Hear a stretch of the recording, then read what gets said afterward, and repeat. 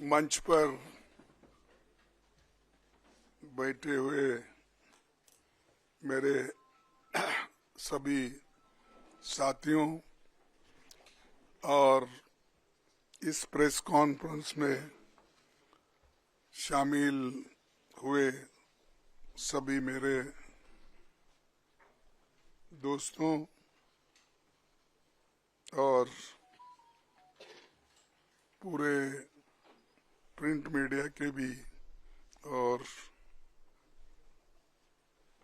Channel के भी जितने भी लोग यहाँ आए हैं उन सब का मैं कांग्रेस पार्टी की ओर से स्वागत करता हूं और आप सभी को धन्यवाद भी देता हूं। आज हमने जो प्रेस कॉन्फ्रेंस बुलाई है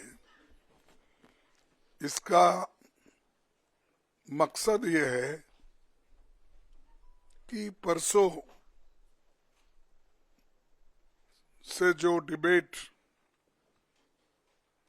संविधान के 75वें साल के जो एक उसका जर्नी बोलो इतिहास बोलो उसके बारे में एक डिबेट हो रही थी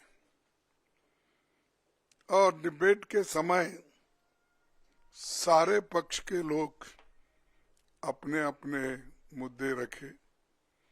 संविधान के बारे में कोई अच्छा बोला, किसी ने उसको तोड़ मोड़ के और किसी ने तो अपने उसको एक टॉन्ट मारने के दृष्टि से भी बात किया गया। तो हम ये चाहते थे कि संविधान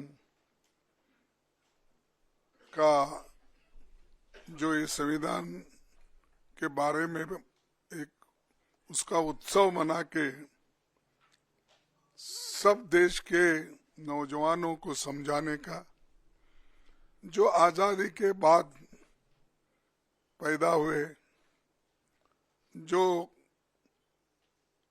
हमारे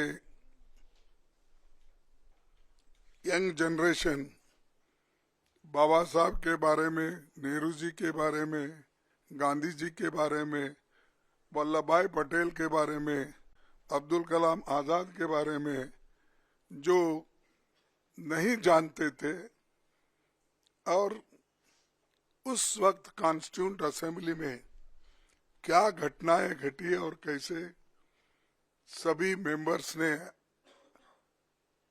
अपनी सलाह उसमें रखी, इसका एक चिंतन और मंथन हो जाए और सारे देश के जनता को, युवाओं को ये मालूम करने के लिए सब लोग बढ़ चढ़ के हिस्सा लिया। लेकिन कल हमारे अमित शाह जी एक बात उन्होंने कही जो बहुत ही एक कंडेमेबल है। ये दुर्भाग्य है हमारा देश का कि किसी भी एक दलित नायक को, व्यक्ति को जो पूजनीय है सबके लिए, चाहे दलित होने दो चाहे इस देश के कोई भी नागरिक हो, उनको इंसल्ट करने की, उनको उनके बारे में टॉन्ट मारने की और अपोजिशन पार्टी के तरफ देखकर वो कहने का कि रोज उठ के आप क्या लगाए हो, डॉक्टर अंबेडकर अंबेडकर अंबेडकर अंबेडकर अंबेडकर। अगर इतना ही नाम भगवान का अगर आप लेते तो आप 7 बार 7 जन्मों का 7 जन्मों का स्वर्ग उनको आपको प्राप्त होता था। मुझे ये मजबूरन कहना पड़ता है कि ये लोग संविधान को नहीं मानते। स्वर्ग और नर्क की जब बात करते हैं तो ये मनुस्मृति की बात करते हैं। इसमें ही लिखा है कि क्या क्या स्वर्ग है, क्या क्या कौन से जाति कहाँ जाएंगे, क्या पढ़े तो क्या हो जाएंगे। ये मानसिकता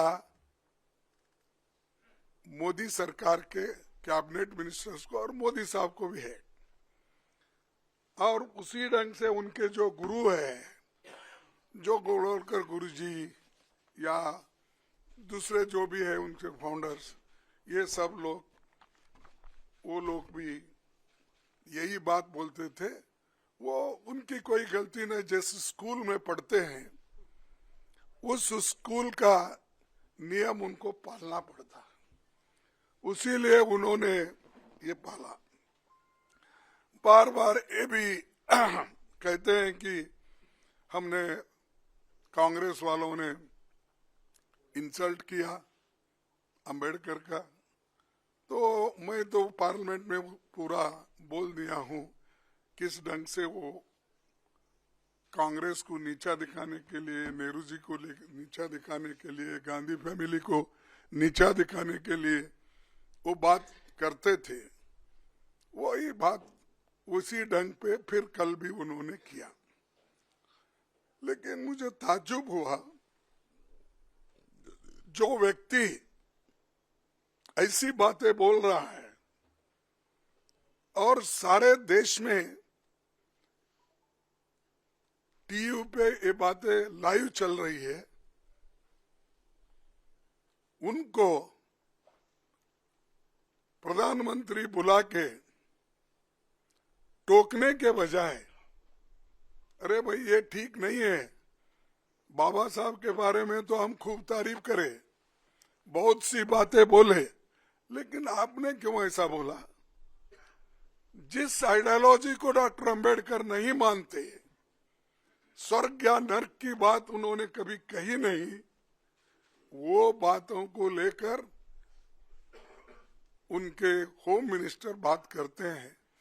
तो मोदी साहब उनको डिफेंड करने के लिए अब 6 ट्वीट उन्होंने किया, 6-7 मुझे मालूम, 6 ट्वीट्स उन्होंने किया। क्या जरूरत थी? अगर आप बाबा साहब के बारे में अगर कोई गलत बोलता है, उसको अपने कैबिनेट से निकाल देना चाहिए था, ये नहीं चलेगा। लेकिन दोनों बड़े गहरे दोस्त हैं, एक दूसरे के पाप को सपोर्ट करते हैं,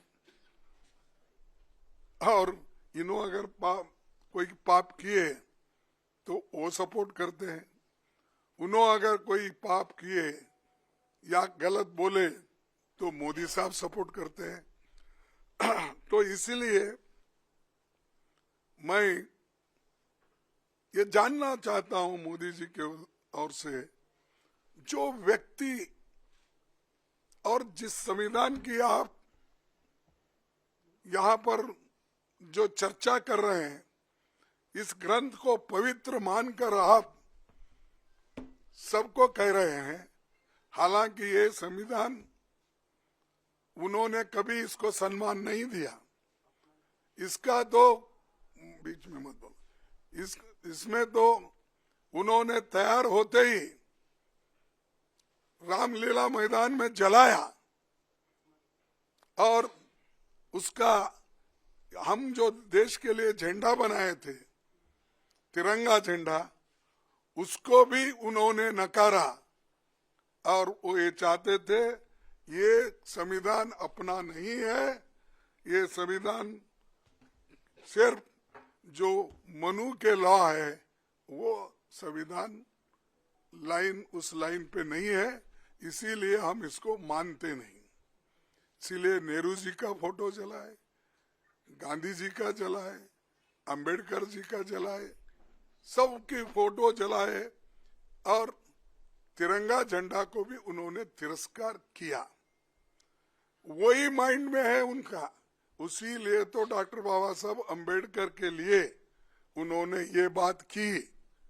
अगर एक आदमी उनके लिए अगर उसके दिल में श्रद्धा होती, अगर उनके लिए स्वाभिमान अभिमान होता, तो ये बात कभी वो व्यक्ति बोलता नहीं था। तो इसीलिए हम चाहते हैं कि हमारे अमित शाह राजीनामा देना चाहिए और मोदी जी को अगर थोड़ा सा भी बाबा साहब अंबेडकर के बारे में श्रद्धा है तो रात के 12 बजे के अंदर वो निकाल देना चाहिए, उनको ड्रॉप कर देना चाहिए, बर्खास्त कर देना चाहिए। तो हमारी डिमांड ये है कि जो व्यक्ति संविधान का शपथ लेके अंदर आता है, मिनिस्टर बनता है, मेंबर बनता है, अगर उस संविधान का अपमान करता है तो उसमें उसको कैबिनेट में रहने का कोई अधिकार नहीं है। उनको फौरन ड्रॉप करना चाहिए, बर्खास्त करना चाहिए, तभी इस देश के लोग शांत रहेंगे। नहीं तो हर जगह बाबा साहब के बारे में नारे लगाएंगे, उनके लिए जान देने के लिए भी लोग तैयार हैं। ऐसा नहीं कि कोई मिलेगा नहीं, लेकिन आज के हमारे जितने भी सुशिक्षित भी है, अनपढ़ लोग भी है, बहुत लोग भी है जो बाबा साहब अंबेडकर के अभिमानी है। वो जात पात का सवाल नहीं है, बाबा साहब अंबेडकर सबके हैं, वो बैकवर्ड के भी हैं और जो अति पिछड़े हुए लोग हैं, इकोनॉमिकली जो वीकर है, ये सभी लोग उनके हैं। कभी उन्होंने जात पात पर बात नहीं की, इसलिए क्योंकि वो चाहते थे जो शोषित वर्ग है, जो दलित है, जो बहुत ही कुचला गया है, उसके बारे में बात करते थे। इसका मतलब ये नहीं कि वो दूसरों के बारे में कोई सिंपैथी नहीं रखते थे, ये नहीं है, या उनके लिए कुछ नहीं लिखा। अरे डॉक्टर बाबा साहब अम्बेडकर संविधान में तो 2 कलम, आर्टिकल 3 रिजर्वेशन के है ना, 15(4) और 16(4) का तो सबको लागू है, लेकिन रिजर्वेशन का बोल रहा हूं मैं, जो है इसमें मैं आपको बताऊंगा।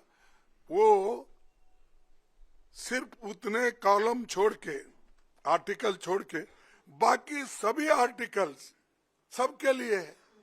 फंडामेंटल राइट्स क्या शेड्यूल कास्ट को ही है, freedom of expression schedule caste को ही है, और फ्रीडम ऑफ मूवमेंट उन्हीं को है। अरे वो तो इक्वालिटी चाहते थे, और महिलाओं की सबके लिए जिस मनुस्मृति में महिलाओं के लिए कोई जगह ही नहीं है, उसकी तारीफ करते मोदी जी फिर रहे और शाह फिर रहे।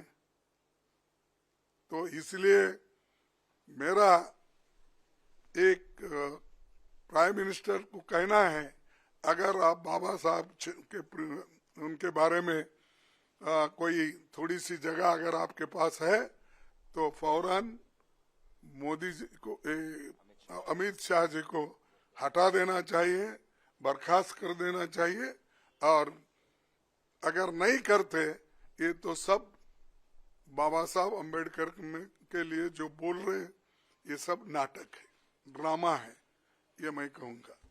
तो इतना कहते हुए मैं यही कहूँगा कि आज हमें प्रेस इतने जल्दी में जो बुलाए और आप लोग जो आए, इसलिए मैं आप तमाम का धन्यवाद करता हूँ। और वो देश के सामने एक तो हम पूछ रहे हैं उनको मोदी जी बर्खास्त करना, एक पूछ रहे हैं हम देश के लोगों से माफी मांगना, या कोई दलितों का या दूसरों का नहीं, देश के लोग जो सब जिनका संविधान के ऊपर विश्वास है, और इस देश के लोगों से माफी मांगकर और वो राजीनामा देकर बाहर आना चाहिए, और अगर नहीं देते तो मोदी जी उनको आज किसी ना किसी तरह से बर्खास्त करना चाहिए। यही मेरी आप सब लोगों से विनती है।